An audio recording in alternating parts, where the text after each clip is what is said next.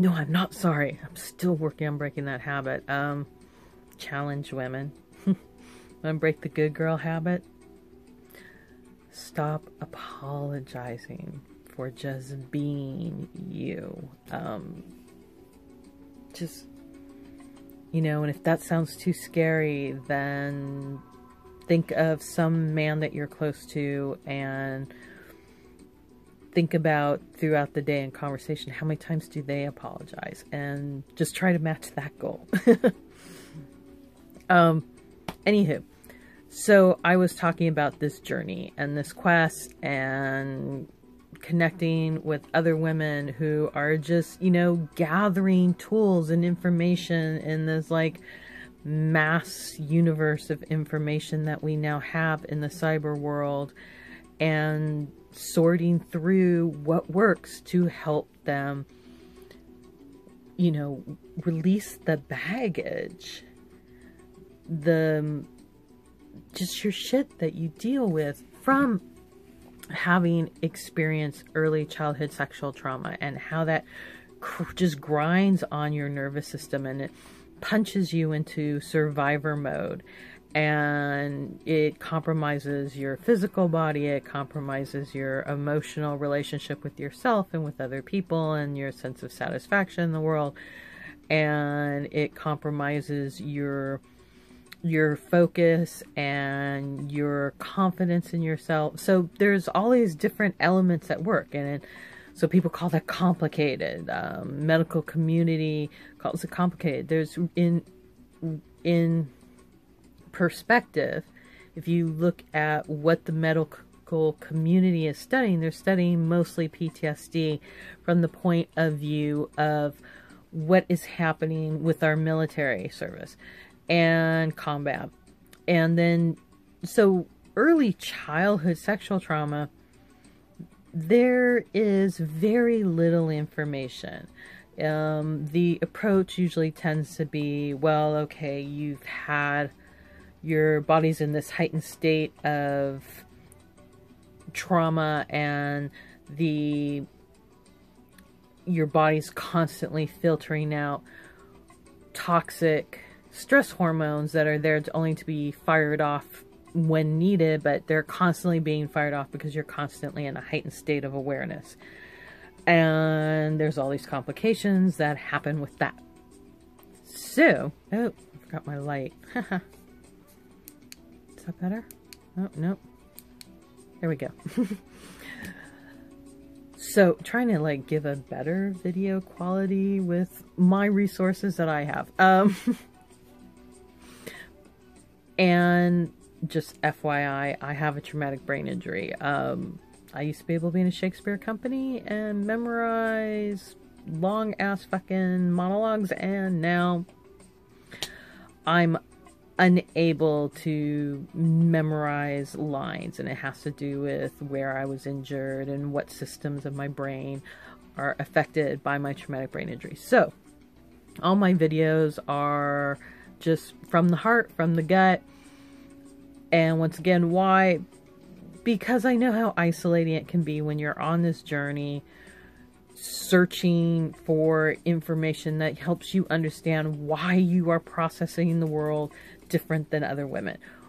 You know, and then the burning question for me, and I don't know for anyone else, because I can only talk from my experiences. I can only talk from my level of trauma. That's why I'm honest and share with that. And I share most of that in the first video.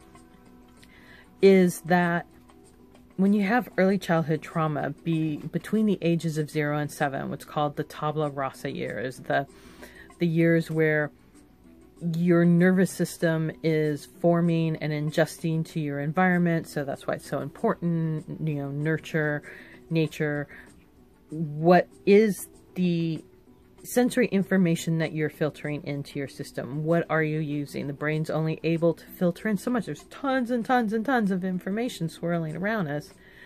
So the brain starts to go, okay, there's a pattern here, and I'm pretty sure this is going to be the same way tomorrow. Sky's going to be blue, sun's going to come up, sun's going to go down. I'm going to store that unconsciously, body memory. We don't have to think about it. It's there. And we'll set up, you know, and unconsciously your body sets up sleep cycles and processes food and does all these amazing things without us saying, hey, you need to do that. Now, the ego, which I think it's a really bad rap, our ego's job is to keep us alive. It's the Goldilocks switch. This is too hot. This is too cold. This is just right. And it filters that information specifically from those tabula rasa years of age 0 to 7, where your belief systems and your values are being formed. So if you're brought up in a chaotic environment where you're constantly as a little kid going, what the fuck? What the fuck? What the fuck? No, stop. Fuck. No, stop. And you're constantly in fight or flight or freeze or freeze. Now that's the one. So when you have early childhood sexual trauma, when someone is holding you against your will and you are having to endure the pain that they are putting you through, your body will freeze. You'll create this body armor, this muscular tension to get you through that moment and through the fear. So for many of us, as we become adults, this becomes our reaction. It's the freeze reaction to, and anything that's slightly like that, our body's so smart, it wants to protect us so much that it'll throw us those triggers to remind us, hey, you need to really look at this and decide, are we safe as fuck here? Or do we need to get the fuck out? Do we need to change this? And I'm going to stay like this until you figure out what we need to do. So going beyond, like the other path I took was starting to understand natural health and trying to understand natural medicine and going even way woo-woo, you know.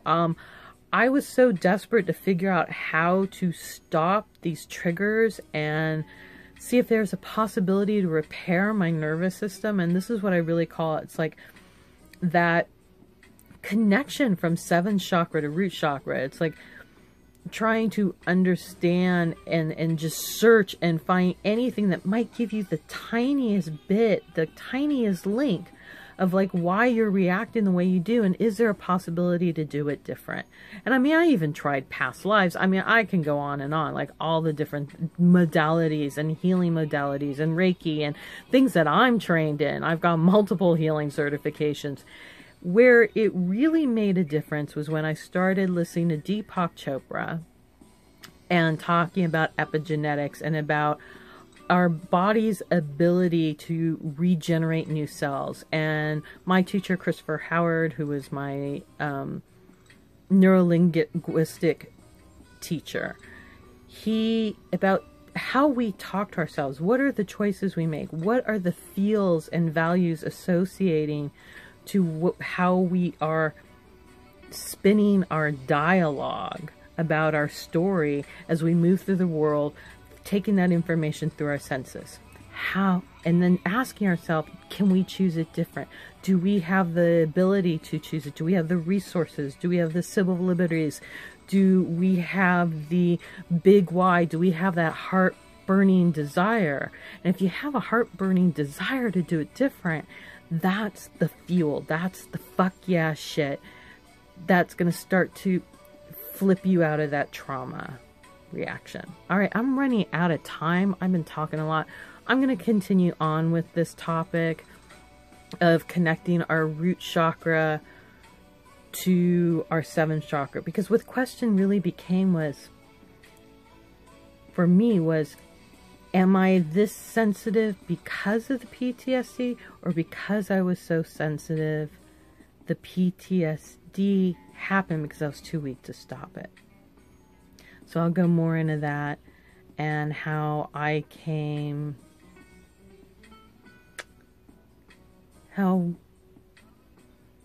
to align and connect with everything that happened with me, and to honor what my sensory information is taking in and calibrating off of that instead of this ambiguous good girl ideal of what is normal.